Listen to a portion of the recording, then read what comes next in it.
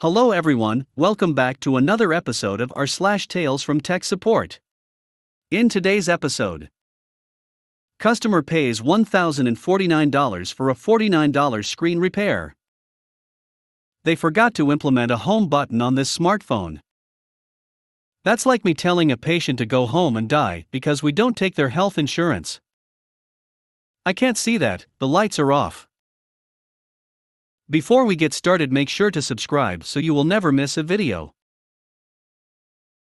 So let's get started. Customer pays $1,049 for a $49 screen repair. We had a customer come in for a screen repair for an iPhone 6s Plus. We typically charge $49.99 before tax to repair this.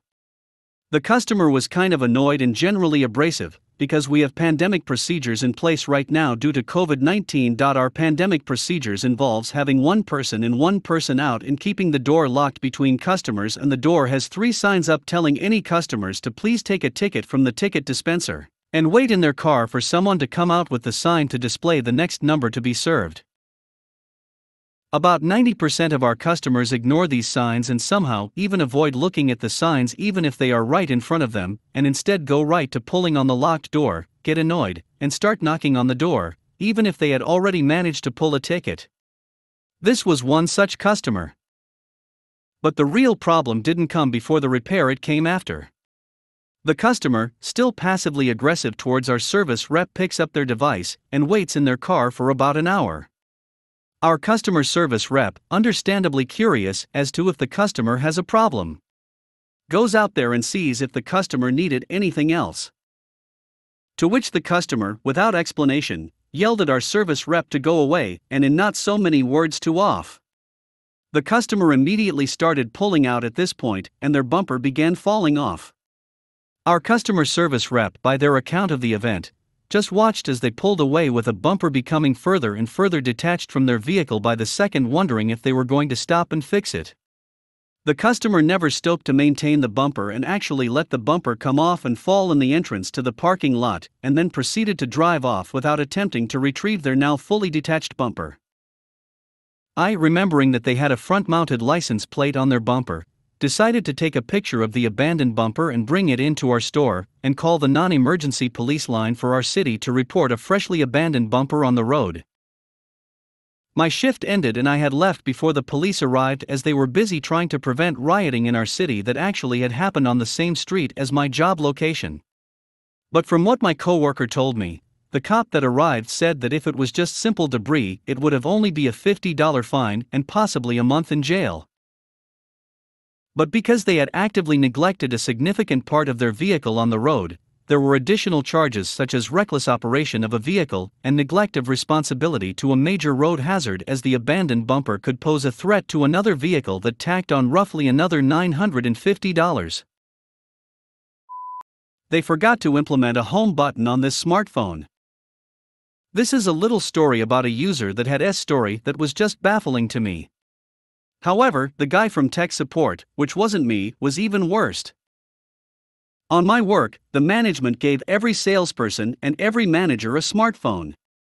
Previously, this would be a BlackBerry Bold, and nowadays it's in Galaxy S4 Mini, mainly because they got them cheaply. However, there was a small period where every new coworker would get a BlackBerry Z10.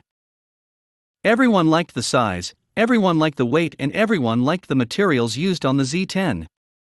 However, the Z10 had the BlackBerry 10 operating system, which works slightly different than iOS and Android. However, no one knew this. So, I'm in a meeting that's about to start as my manager walks in. He puts down his Z10, and I see the BlackBerry logo on the screen, meaning it's busy booting. I just ignore it. 10 minutes into the meeting, I suddenly hear a vibration.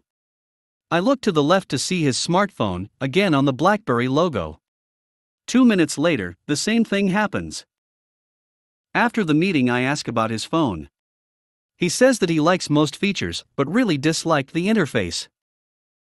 The tech support guy told him that he needed to reboot every time he wanted to open a new app. I decided to tell him that you can just swipe up from the bottom of the phone, and he was ecstatic that he could finally use the phone in a normal fashion. He then asked me to have a talk with the guy from tech support. Me, what do you think of the new phones? TS, they suck. Plain and simple. The first mobile phone ever created was more useful than this POS. Me, why? TS, look. I turn the phone on and go into an app, great. Now I want to go into another app, guess what? You can't. Me, of course you can. TS, look at the phone, shoves it in my face. Do you see a home button? Of course you don't. BlackBerry forgot to implement a home button on their phones, and now you need to reboot after every app. Me, have you tried Googling the problem? TS, yes, but I couldn't find anything. I also left a message on a forum, and I don't have any replies yet. Me, I'll help you. Swipe up from the bottom of the screen. TS, why? Me, just do it. TS, okay, this is not funny. I don't have time for your games. Did you have any questions, or will you just keep annoying me? Me, if you want to go to the home screen, swipe up from the bottom of the screen. At this point, he starts getting angrier and angrier, even though I exactly told him what to do. So he calls, shoutingly, his manager. My manager was unavailable. Man, what seems to be the problem? TS, he's been standing here for 5 minutes being annoying and doing nothing else. Me, he told everyone that BlackBerry forgot to implement a home button on their smartphones, but I told him how to get to the home screen and he won't listen. Man, I have that phone and it doesn't have a home button. I don't know what you're blabbing about, so I'm going to report you to your manager. Please go back to work. At this point, I just lost it. I grabbed the tech support guy's phone from his hand and did the swipe up on his screen. As I'm doing this, I hear his manager say security. He stops halfway and looks at me like I just opened the gate to heaven. Man to TS, how did you not know this? TS, how should I have known? Man, finds it instantly. Man to TS, you are clearly not as competent as we made you out to be. We'll talk tomorrow about your future here. 3 days later, he celebrated his last day on the job with cake. I have never seen him since. That's like me telling a patient to go home and die because we don't take their health insurance. On my phone. So a tiny bit of background, I work as tech support for cell phones and other electronic devices that most cell carrier companies have. People call in for troubleshooting issues with their devices, it's turning off randomly or battery draining, etc. Sometimes people call in with issues of apps not working, which we are limited on what we can do since most of the time it's an issue with the app, not the phone. M for me, C for customer. M, basic normal greeting and verifying customer. C, yeah, I'm having issues with my music app playing the same song over and over again, and I'm just about to kill myself if I don't get this fixed right away. M, oh no, that's terrible, I totally understand your frustration with having to listen to the same song on repeat. What music app are you using? C, describes icon and name. M, thank you for that, let's try a couple steps, and in between steps we can test your app for a resolution. Check for update on app, check that it is on shuffle, check playlist. All looks good from what she explains, uninstall app then reinstall, still not working, but her other music apps are. While doing these basic steps she is huffing and puffing, talking about how she's at the casino and doesn't have time for this. C, this is just ridiculous, how am I supposed to listen to my music at the casino? M, I do apologize, we typically don't work with third-party applications, but let me see if I can pull a little more information up on your app. C, what do you mean you don't work with third-party applications? You mean to tell me that since it isn't a cell carrier app you can't help me? You know you should get more training because this is like me telling a patient they need to go home and die because they don't have healthcare coverage. I'm going to kill myself if we can't get this fixed. M, I apologize, please do not threaten suicide as I will have to call the authorities. It is not a joking matter. C, I work in healthcare, I deal with it every day. I know this line's recorded, so why don't you tell the people listening that you need to be trained on every app out there so you can actually help people with real problems? M. Customer, there are over 1 million apps out there. It would be impossible for us to be trained on every single application. I want to help you, and we found that your other music apps work perfectly fine, so we know it isn't your phone. C. I shouldn't have to use a different app, I want this one. You obviously can't help with that simple problem. M. I'd love to help, I'm getting some more info pulled on your specific app. C. It sucks you're at work on a Friday night, you sound too young to be there on a Friday night. I'm at the casino right now. Too bad I have to be on this damn phone trying to fix my music, I may as well be doing your job for you. M. Ma'am, I have the email address for the app developer that can help you more than I can at this point. If you'd like, I can help you send the email. I gave up on trying to help her after her annoying comments. C. Are you fucking serious? I ain't got time for this nonsense.